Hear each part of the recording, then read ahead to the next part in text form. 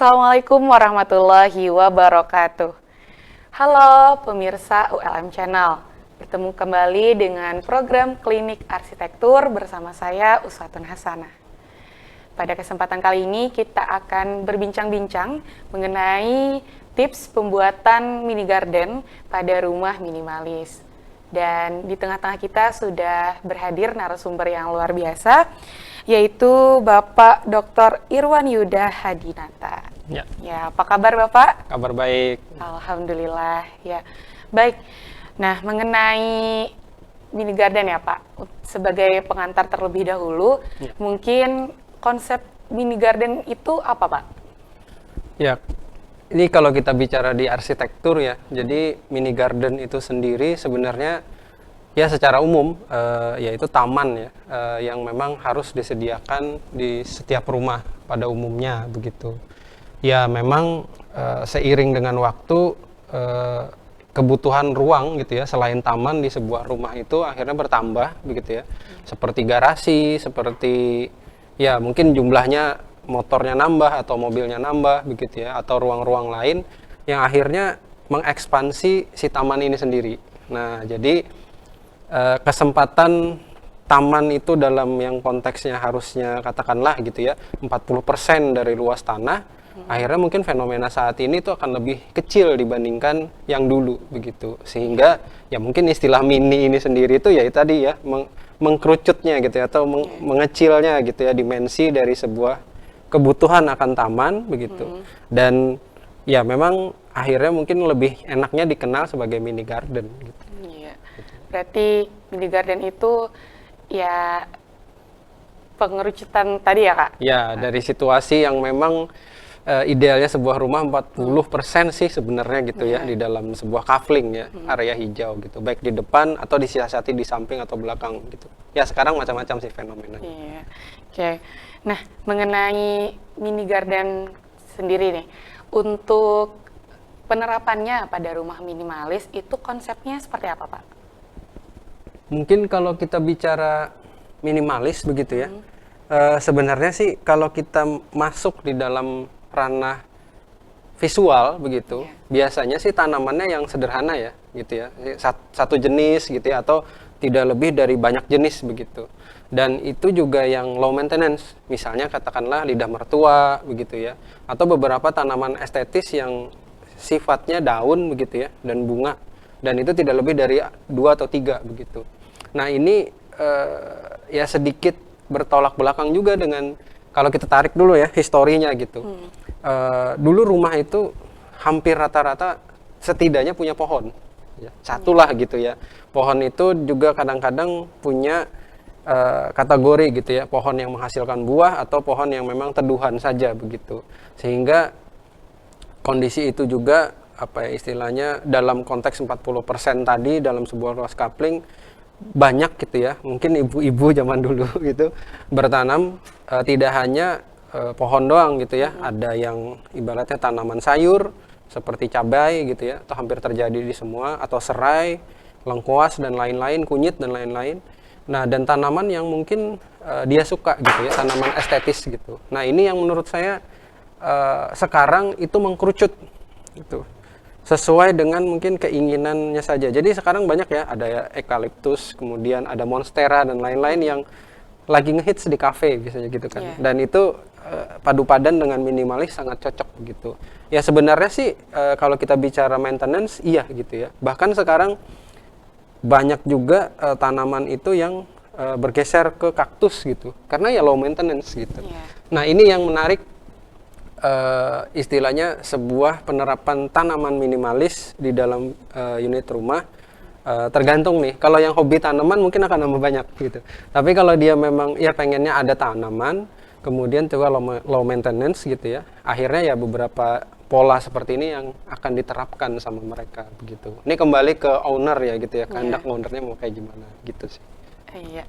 Nah, tertarik nih Pak mengenai yang sudah Bapak jelaskan tadi, bahwa di dalam garden atau taman itu mestinya ya memuatlah minimal tanaman ya, berarti. Betul. Nah, kalau desain-desain sekarang itu Pak, apakah ada konsep-konsep terbaru, mungkin mini garden yang tanpa ada tanaman atau bagaimana? Ya, sekarang ini banyak ya disiasati sebenarnya. Jadi sebenarnya ya kita sebagai manusia gitu ya, fitrahnya memang sama alam itu kalau bisa punya satu kondisi yang berdampingan gitu kan. Cuman memang ada yang katakanlah begini ya, ada satu keluarga gitu ya di rumah itu yang mungkin istrinya begitu, dia pengen tanaman tapi dia takut serangga gitu ya. Ini kan satu hubungan yang harusnya ya timbal balik ya, serangga itu salah satu indikator tanaman itu bagus ataupun apa gitu ya. Tapi akhirnya dengan kondisi seperti itu ditangkap oleh pasar. Sekarang banyak sekali tanaman yang sintetis gitu ya. Misalnya katakanlah dia pengen rumputnya hijau terus gitu ya, tanpa harus motong dan segala macam. Akhirnya digantikan dengan sintetis gitu. Memang secara visual menarik gitu ya. Nah ini kembali lagi, apakah itu salah? Atau apakah itu jadi satu solusi begitu ya? Ini kembali ke karakteristik ownernya gitu. Bagi orang yang senang landscape, bagi orang yang suka tanam-tanaman, ini mungkin tidak dilakukan mereka gitu. Karena mereka tahu tanaman ini khasiatnya ini, dan ya pastinya setiap tanaman hidup gitu ya dia akan menghasilkan manfaat katakanlah O2 yang lebih banyak gitu ya dibandingkan tanaman sintetis. Tapi ada beberapa orang yang justru memilih sintetis ini ya biar hijaunya ada dapat gitu ya. Walaupun ya udara mungkin dia tidak perlu amat gitu, dan dia mungkin lebih kepada low maintenance-nya tadi begitu. Mungkin perawatannya juga ya Pak tidak terlalu ya, mungkin orang-orang berpikirnya agak ribet nih kalau memelihara tanaman yang asli ya. Ya situasi kalau makhluk hidup gitu ya, maksudnya kalau kita tanam pohonnya bagus ya, biasanya pohon bagus itu daunnya kecil-kecil. Nah konsekuensinya kan daunnya jatuh tuh, kemudian kita harus nyapu dan lain-lain. Nah ini apakah direspon sebagai bagian dari cara merawat tanaman itu sendiri, atau dia kesusahan gara-gara saya pengen pohonnya aja tapi tidak pengen sampah yang dihasilkan oleh pohon. Nah ini ya memang harus dipahami gitu, dia karakteristik owners yang seperti apa begitu. Baru dia memilih nanti tanaman yang cocok itu kayak gimana, kemudian karakter tamannya yang mau dia bikin kayak gimana, lebih banyak hijaunya atau justru elemen landscape-nya gitu ya, seperti batu-batu atau ada air mancur dan lain-lain gitu. Iya. Nah, kembali lagi kepada konsep awal, kalau untuk pembuatan mini garden tersendiri, Pak, apakah ada suatu aturan lah mungkin, misalnya mini garden itu idealnya berapa luasnya begitu, Pak?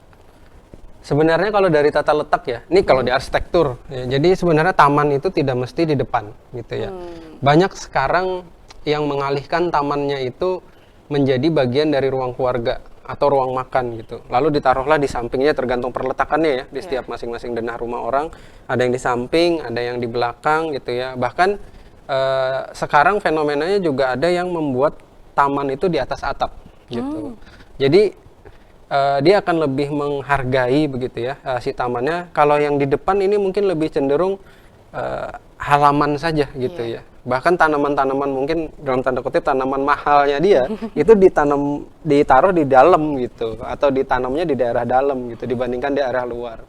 Nah, mensiasati ini sejalan gitu ya dengan idealnya dia berapa gitu. Jadi kalau dia memang hobinya tanaman gitu, bahkan bisa jadi proporsinya bisa sampai 50-50 loh ya gitu ya. Jadi kalau orangnya benar-benar hobi, bahkan sekarang ada istilahnya vertical garden gitu.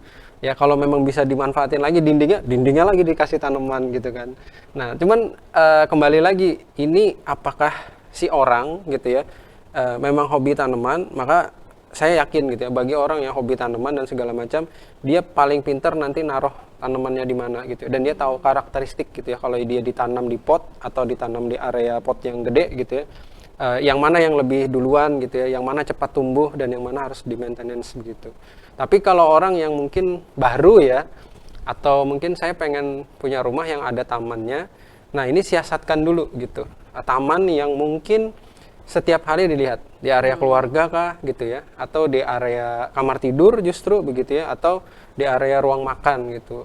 Kalau dia melihat itu sebagai bagian dari estetika dan tamannya itu juga menjadi bagian dari rumah, saya rasa tamannya akan dirawat begitu ya. Nah, selebar apa atau sebesar apa ya, mungkin umumnya ya, ini saya contohnya cuma rumah tipe 36 nih. ya posisikanlah seideal mungkin, ya kurang lah gitu ya, mungkin 2 meter dikali 3 meter itu udah lumayan gede gitu. Lumayan. Ada juga yang polanya memanjang 1 meter aja, tapi dia memanjang sepanjang area terbuka ruang keluarganya misalnya. Jadi 1 meter dikali 3 meter, ya itu udah juga cukup begitu. Oke, berarti mengenai mini garden tadi apa? Ternyata mungkin pada umumnya kita mengenal taman ya, taman itu biasanya di depan rumah. Ternyata saat ini udah mulai unik ya, Iya. bisa masuk di tengah-tengah ruangan, Di atau kamar, bahkan iya. ada yang di toilet ya. Oh, Dikombinasikan dengan toilet ya, ya khususnya untuk yang rumah-rumah bukan yang kecil gitu ya, rumah-rumah besar biasanya ada yang menyatu justru dengan alam dengan menginsertkan tanaman dan taman kecil di dalam toiletnya gitu. iya. Mungkin karena kembali lagi ke orang yang bersangkutan ya Pak, karena taman itu kan secara tidak langsung menjadi kepuasan batin kita untuk memandangnya Pak ya. Jadi menyesuaikan kembali tata letaknya di mana. Nah, mengenai hal-hal yang perlu diperhatikan Pak untuk pembuatan mini garden di rumah minimalis itu apa aja mungkin? Ya, kalau saya sih sebenarnya banyak ya, terutama dari jenis tanaman, kemudian karakteristik si tanaman itu sendiri, dan cara merawat si tanaman itu sendiri. Ini mungkin teman-teman yang dari pertanian akan lebih sangat paham gitu. Tapi setahu yang saya lakukan begitu ya, dan menjadi bagian dari arsitektur juga taman itu, memang yang bersangkutan atau si owner itu harus tahu gitu tanamannya ini jenis yang mana gitu. Kemudian baru cara merawatnya seperti apa gitu. Jadi bukan sekedar oh ini cantik estetis terus ditaruh gitu. Ternyata memang tanaman ini katakanlah ya pada waktu-waktu tertentu memang dia daunnya bisa cepat jatuh gitu ya, atau dia harus dipotong terus ya, kemudian berganti lagi dengan jenis stek gitu. Atau justru si tanaman ini kurang ramah kalau ditaruh di dalam ruangan. Ada juga gitu ya yang mungkin dia daya serap oksigennya akan lebih tinggi gitu di dalam. Nah, dengan mengetahui karakteristik tanamannya dulu, habis itu baru kita memilih tanaman. Sebenarnya kalau minimalis ya, mungkin tidak rumah contohnya di coffee shop itu lidah mertua itu dijadikan buffer, bener gitu. Cuman memang lidah mertua itu punya karakteristik menyerap CO2 gitu. Makanya sering banyak kita temukan di median-median jalan kan. Nah, itu sangat efektif gitu. Tapi saat dia di coffee shop, dia tidak berfungsi sebagai buffer itu. Dia justru jadi kayak partisi ya. Karena dia karakteristiknya meninggi gitu kan. Saat dia tumbuh meninggi dan segala macam, dan itu biasanya dikombinasikan dengan kursi seperti ini, lalu belakangnya ada lidah mertua. Nah, itu ya kembali lagi dia mensiasatinya, dia sebagai apa, karakteristiknya sebagai fungsinya kah begitu ya, atau si bentuk dari tanaman itu gitu. Iya, dan mungkin bisa disimpulkan juga ya untuk tips pengantar pembuatan mini garden ini. Yang pertama tadi melihat kembali kondisi rumah itu ya Pak. Luasannya berapa gitu iya, betul, supaya tata letaknya juga ideal ya Pak. Kemudian memperhatikan juga komponen tanaman yang ingin dimasukkan dalam mini garden tersebut gitu. Mungkin tadi juga Bapak ada menyampaikan bahwa tanaman sintetis pun bisa menjadi alternatif begitu ya untuk orang-orang yang tidak memiliki waktu banyak gitu untuk perawatan seperti, atau mungkin juga ingin tanaman yang memang benar-benar asli, bisa memilih tanaman kaktus tadi ya Pak. Karena itu paling low maintenance dah. Iya, betul. Dan sekarang juga kaktus itu kan kayak lucu-lucu Pak. Biasanya bentuk-bentuknya sekarang dari penjual itu mencoba jenis, iya, desainnya kayak imut-imut gitu. Dan itu menjadi daya tarik juga mungkin untuk owner tersendiri.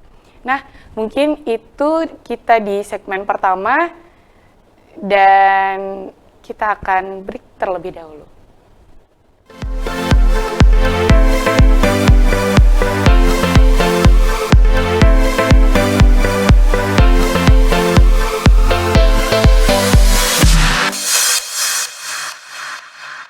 Baik, kembali lagi di program Klinik Arsitektur.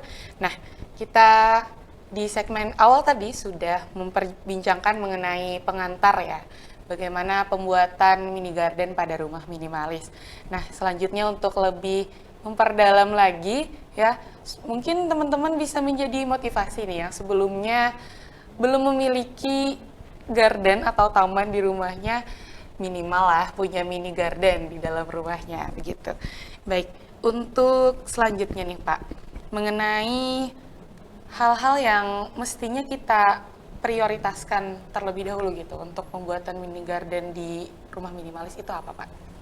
Ya sebenarnya utamanya ya sebelum milih taman gitu ya, jenis tanaman dan lain-lain, tempatnya dulu gitu. Iya. Nah ini yang paling penting. Kadang-kadang kita tuh kelupaan gitu. Kadang-kadang di dalam sebuah ya rumah yang bertumbuh, katakanlah ya, ini contoh rumah tipe 36 di sebuah perumahan dan dia bertumbuh gitu. Kadang-kadang ya karena terus terang gitu ya, kebutuhan kita ini kan sekarang nambah gitu. Katakanlah dari segi mungkin ya di perumahan tipe itu dia memiliki sebuah mobil gitu. Berarti kan kebutuhan garasinya nambah gitu ya.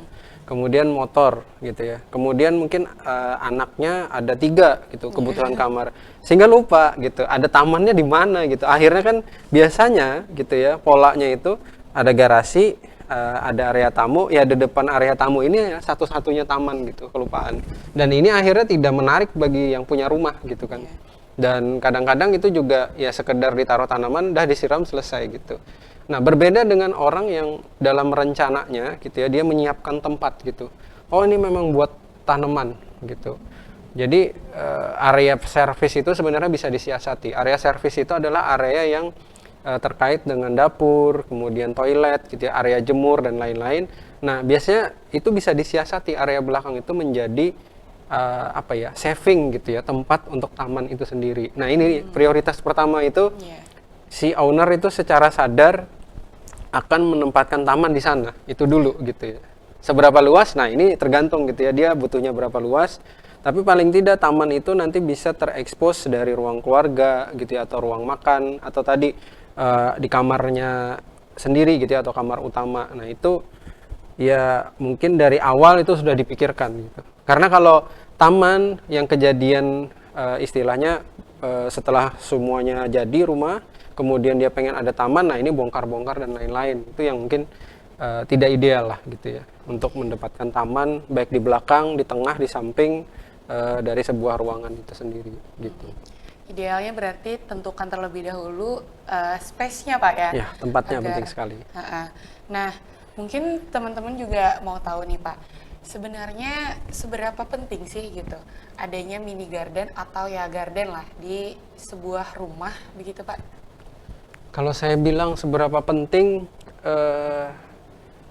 ini kayak alam bawah sadar ya gitu ya. Jadi kalau kita tidak mencontohkan rumah ya, katakanlah rumah sakit saja gitu ya, rumah sakit yang sangat masif begitu, kemudian semuanya beton, kemudian ya mungkin wallpaper dan segala macam, tidak ada hijaunya gitu.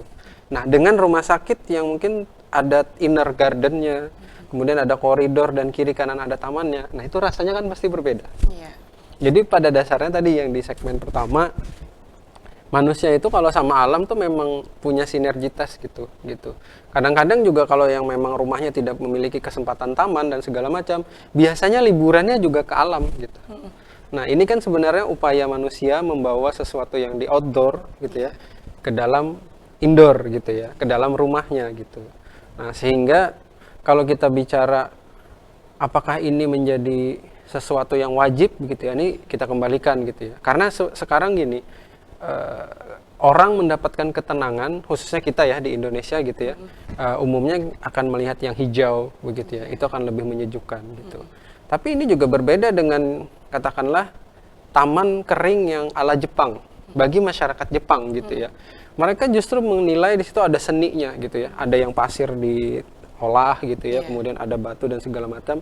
Nah Zen itu salah satunya juga diturunkan ke dalam arsitektur taman gitu, dan orang menikmati itu berjam-jam, walaupun hijaunya tidak ada loh ya, karena mereka negara 4 musim gitu. Sehingga kalau kita tarik hal terpentingnya adalah bagaimana healingnya si yang punya rumah begitu ya, dia sukanya apa gitu ya. Nah sehingga ini sangat mempengaruhi jenis tanaman, jenis karakteristik desain tamannya begitu ya, sampai kepada nanti pemilihan tempatnya tadi begitu. Dia mau yang terbuka besar atau justru seperti yang kecil-kecil saja gitu ya. Tapi itu menjadi satu kebanggaan bagi dia. Nah, itu. Ya. Nah, berkaitan kembali Pak mengenai hijau tadi ya. Mungkin memang secara alamiah ya kita itu menyukai kesejukan. Nah, biasanya kesejukan itu identik dengan hijau tadi ya, Pak. Nah, di Indonesia sendiri nih ramai gitu mengampanyekan Go Green dan lain sebagainya. Nah, kita mungkin untuk orang-orang yang ingin membuat mini garden ini, bagaimana tuh biasanya Pak tipsnya agar membuat yang hijau-hijau itu terlihat kayak menarik, menyenangkan begitu, atau misalnya juga tidak melibatkan yang hijau-hijau, tanaman yang hijau-hijau misalnya. Nah, seperti yang Bapak sebutkan tadi, yang ala-ala Jepang tadi ya. Betul. Nah, bagaimana tuh mengolah supaya tetap menjadi sesuatu yang bisa menjadi kepuasan batin atau healing nih bagi ownernya? Ya, jadi gini, satu gitu ya, owner yang mungkin sangat suka sama tanaman gitu ya, biasanya dia akan menyediakan area sebesar-besarnya gitu ya untuk tanamannya dia, karena dia ngerti gitu ya tanaman ini, tanaman itu dan segala macam. Nah, tipsnya memang konsistennya gitu ya si owner ini di dalam perawatan ini tadi gitu, karena ya ini makhluk hidup ya gitu ya, khusus untuknya tanaman gitu ya, dia punya manfaat juga gitu, cuman dia harus dirawat begitu. Nah, sehingga ada timbal balik gitu manusia sama tanaman ini sendiri gitu. Jadi tidak hanya di rumah sih sebenarnya, tanaman-tanaman yang di sepanjang jalan dan segala macam itu kalau tidak ada petugasnya kan, ya dia nggak karu-karuan lah jadinya gitu ya. Ini yang mungkin di depan ULM ya, itu bagus dan segala macam ya karena dirawat setiap pagi gitu, dan dia apa ya, bisa memposisikan gitu, yang mana sih tanaman dengan karakteristik tumbuh rendah gitu ya, kemudian yang tumbuh tinggi itu berada di belakangnya gitu ya, baru tengah-tengahnya pohon gitu. Kalau kita bicara di ilmu arsitektur, di dalam landscape itu ada 3 kondisi gitu.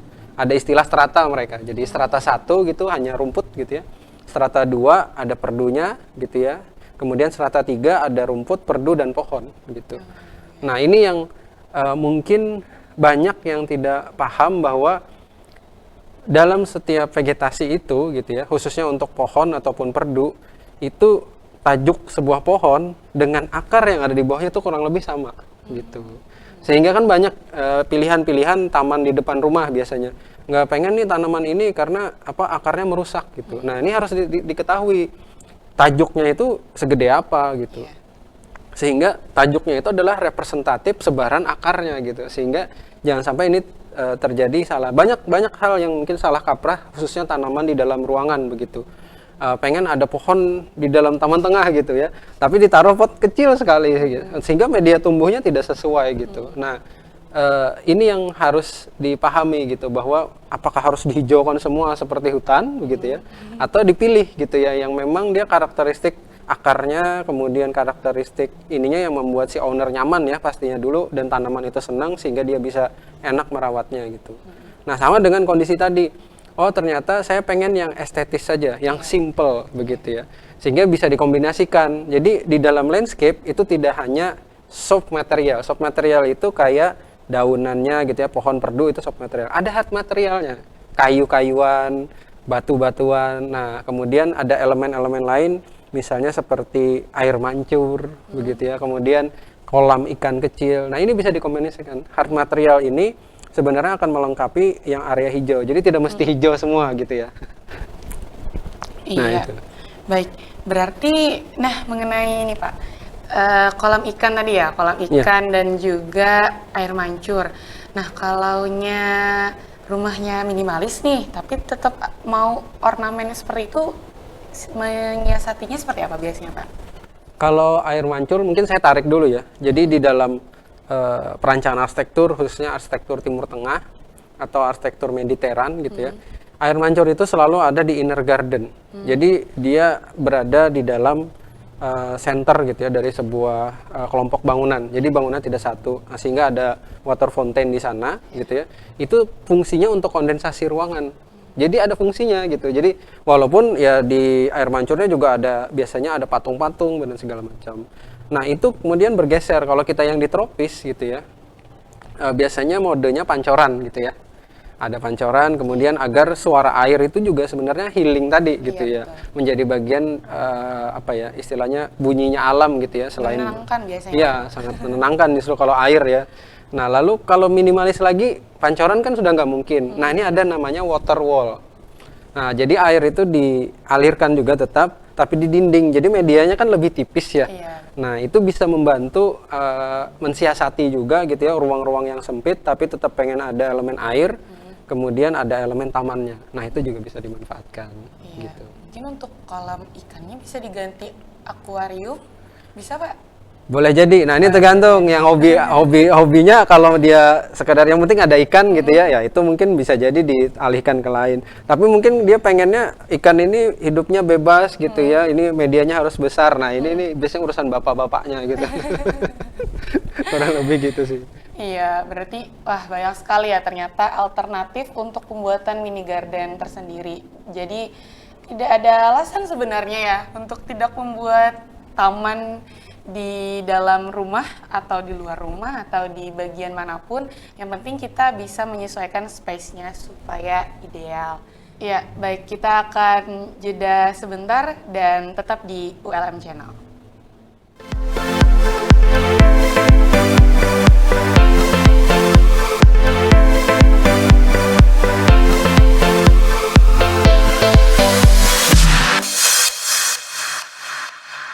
Ya baik, kembali lagi di Klinik Arsitektur. Ya, mengenai segmen sebelumnya ya, kita sudah membahas tentang ornamen-ornamen untuk mendukung begitu adanya mini garden di rumah minimalis. Nah, selanjutnya juga nih, ini menjadi hal yang penting untuk kita semua. Ya, orang-orang ya biasanya ingin budget untuk membuat sesuatu itu yang murah, yang ekonomis begitu, dan tentunya tetap menghasilkan sesuatu yang cepat diproses dan hasilnya juga bagus gitu. Nah, kita kaitkan dengan mini garden untuk budget yang ideal gitu Pak. Untuk pembuatan mini garden di rumah minimalis itu biasanya bagaimana Pak? Ya satu tergantung tanamannya ya. Jadi dalam beberapa waktu gitu ya kita tahu gitu ada tanaman yang lagi populer gitu sehingga harganya di luar dari nalar gitu. Ada ya situasi seperti itu. Tapi kalau menurut saya sih budget tanaman gitu ya ataupun kita membuat taman di dalam rumah itu sebenarnya tidak terlalu mahal gitu. Jadi itu bisa dicicil gitu ya. Maksudnya tidak langsung set jadi itu ya itu mungkin pastinya akan budgetnya juga akan banyak gitu. Tapi yang namanya tanaman kan kita bisa beli per part gitu ya, satu pot dulu gitu kan. Cuman kita harus konsisten gitu. Misalnya gini, konsepnya itu saya pengen potnya putih semua. Nah itu berarti kan udah nyicil pot putih gitu kan. Pot putih berapa sih? Paling berapa? 18.000 gitu ya, 20.000 yang paling gede 60.000 lah gitu ya. Nah itu disimpan dulu gitu. Nah lalu nanti beli tanamannya gitu. Atau justru tanaman kadang-kadang nggak beli ya dapat ebel dari mertua gitu. Itu juga bisa kan ya. Maksudnya tidak semuanya harus beli. Bahkan taman ini gitu ya. Kalau sudah ada komunitasnya, ada beberapa teman-teman saya gitu ya yang bibit tanaman di rumahnya itu terlalu banyak sehingga dikasih-kasih gitu. Jadi ya mindsetnya jangan belilah gitu. Jadi pada dasarnya kalau kita sudah hobi tanaman, kita masuk berbaur di sana gitu ya, ya kita mungkin akan koleksi itu dulu per pot gitu. Nah, ya mungkin pasti ada jasa mungkin saat kita harus menyiapkan ruangnya gitu ya, kita harus panggil tukang dan segala macam dan saya rasa ya tidak semahal bikin rumah lah gitu ya, atau tidak semahal bikin pagar gitu. Tanaman itu ini ya. Cuman memang kalau dikerjakan sekaligus ya mungkin budgetnya akan lebih banyak gitu. Tapi kalau kita cicil pakai pot dulu, kemudian pakai polybag gitu ya, ya daripada potnya nggak ada dulu, nah itu bisa di ini dulu. Nah setelah itu baru dirancang. Nah rancangan ini yang akan menentukan budget. Mau ada apa di sana? Tadi segmen sebelumnya kita bicara ada air mancur gitu ya. Nah ini berarti kan ada instalasi pompa tersendiri begitu ya. Terus kalau malam gimana? Ada lighting nggak gitu ya? Nah kalau memang pengen ada lighting, berarti ada budget ke sana gitu. Nah ini kalau pengen simple saja begitu ya, dia mungkin pot gitu ya, kemudian pakai batu-batu putih begitu, dan mungkin ada beberapa tanaman yang ditanam secara memanjang begitu, dan itu selesai. Saya rasa ya mungkin tidak jauh dari 2 juta gitu ya, bahkan ke bawah udah sama jasanya gitu ya. Tapi ini relatif ya, angka ini bisa berubah ya, karena di YouTube kan bisa jadi ini di tahun kapan dibuka lagi 2 juta, mungkin kursnya nggak tahu tuh kapan gitu ya. Tapi paling tidak untuk tahun sekarang angka segitu ya masih bisa bikin tanaman kecil gitu ya. Kalau yang gede ya mungkin kelipatan-kelipatannya lah gitu. Iya. Nah, kalau mengenai budget nih, segmen sebelumnya kan Bapak ada menyampaikan juga bahwa pemilihan mini garden itu tidak hanya tentang yang basisnya tanaman begitu, ada juga yang hanya ingin estetikanya saja begitu kan. Nah, kalau antara kedua ini Pak, budgetnya yang lebih mini ya, minimalis. Yang minimalis sih. Nah, antara kedua ini yang mana biasanya? Umumnya gitu berimbang gitu ya. Jadi sebenarnya yang bikin mahal gitu ya, atau yang ibaratnya harus kita mengeluarkan kos gitu di dalam sebuah perancangan taman itu, ya memang kita harus menyiapkan tempatnya itu gitu. Sebenarnya kan kalau rumput ya paling berapa ribu sih gitu ya, berapa puluh ribu udah dapat banyak, terus dikerjain sendiri, tukangnya ya ownernya gitu, biasanya kan gitu ya. Nah, sehingga bikin tempatnya ini yang memang harus harus dipikirkan. Karena misalnya contoh ya, ini tidak di taman depan. Kalau taman depan enak ya. Ini misalnya tamannya berada di samping atau di belakang menjadi bagian dari ruang. Sehingga aliran air bekas tanaman atau resapannya itu harus dipikirkan. Sehingga kan kita butuh ada pipa yang harus keluar gitu ya. Kemudian kalau hujan seperti apa kondisinya begitu kan. Kemudian saat si tanaman ini harus di maintenance lewat mana gitu ya, kan kita harus punya upaya gitu ya untuk memaintenance sampahnya seperti apa dan lain-lain. Nah, hal ini yang harus dipikirkan dulu gitu sebelum kita menjadikan taman itu gitu. Tapi ini akan lebih relatif mudah gitu dibandingkan tanaman yang ada di depan rumah atau di halaman gitu ya. Bebas-bebas aja sih gitu ya, tinggal disapu selesai gitu. Nah, tingkat kesulitan yang lebih tinggi adalah tanaman yang ada di roof garden. Nah, biasanya roof garden sekarang banyak disiasati dengan rumput sintetis gitu. Tapi kalau dia pengen rumput beneran juga bisa. Tapi lapisannya jadi banyak gitu ya. Jadi selain dak atap gitu, dia masih ada lapisan-lapisan sampai ke lapisan tanah, baru ada rumputnya. Nah, ini harus diperhatikan gitu ya, jalur saya bilangnya resapan air yang di lantai 2-nya itu seperti apa, lewat pipa mana dan segala macam. Ada kendala ketika dia macet dan segala macam. Nah, ini yang bikin mahal gitu ya.